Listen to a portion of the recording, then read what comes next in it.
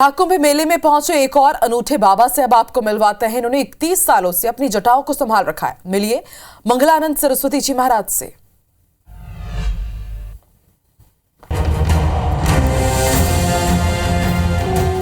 प्रयागराज महाकुंभ में शामिल होने के लिए देश के कोने कोने से बढ़कर एक साधु संत पहुंच रहे हैं।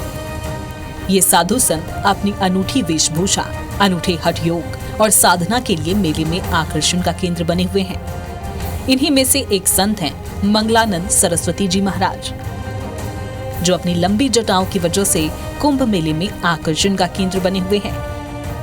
कुरुक्षेत्र से पधारे मंगलानंद सरस्वती जी की जटा लगभग 9.5 फीट है। वे बताते हैं कि पिछले 31 सालों से वो इन जटाओं को संभाले हुए हैं।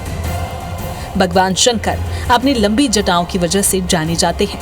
भगवान श्री राम ने भी वनवास काल के दौरान लंबी जटाएं रखी थी। ऐसे में 31 साल पहले उनके मन में भी विचार आया कि वे लंबी जटाओं के साथ सनातन धर्म के रास्ते पर चलें। तब से उन्होंने जटा रखने का संकल्प ले लिया, जो कि आज तक जारी है।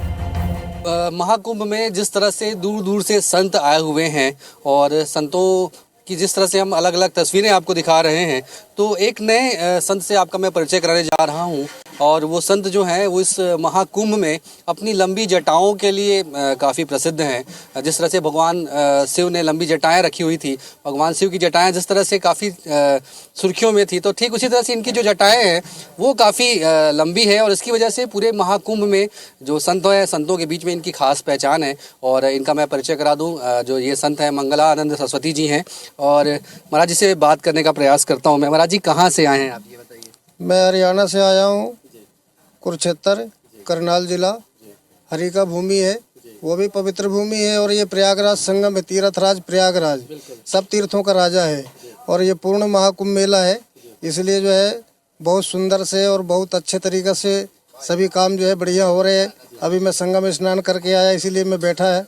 दर्शन मेला हो गया, आप लोग आ गए इसलिए दिखा दिया। नहीं, मैं जटा खोलता नहीं हूँ, मेरे जटा बंधी रहते हैं हमेशा। ये जो लंबी जटाएं हैं महाराज जी की, और ये आमतौर पर आपको देखने इसलिए नहीं मिलेगा क्योंकि आज मैं बता दूं कि पिछले 8-9 दिनों के बाद आज भगवान सूर्य ने दर्शन दिए हैं। इसके पहले बदली थी, काफ़ी ठंड थी, और आज महाराज जी ने स्नान किया। उन्होंने हमें बताया कि आज उन्होंने कहा था कि आज तो सूर्यदेव आपको प्रकट होना ही पड़ेगा।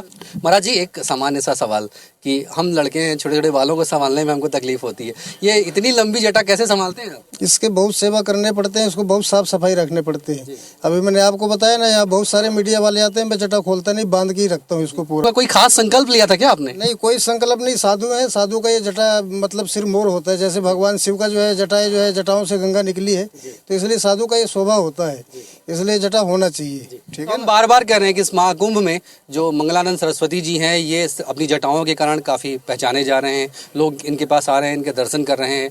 और अब इनका कहना है कि इस महाकुंभ के बाद, इस कुंभ स्नान के बाद इन जटाओं को वो समर्पित कर देंगे। 31 सालों तक इन्होंने इस लंबी जटा को संभाल कर रखा हुआ है। और ये देखिए कि ये जो जटा बांध रहे हैं, उनके बाद ये किस तरह से इनकी तस्वीर होती है। एक बार कैमरा पर्सन कहूँगा कि वो इसको फोकस करें और दिखाएं।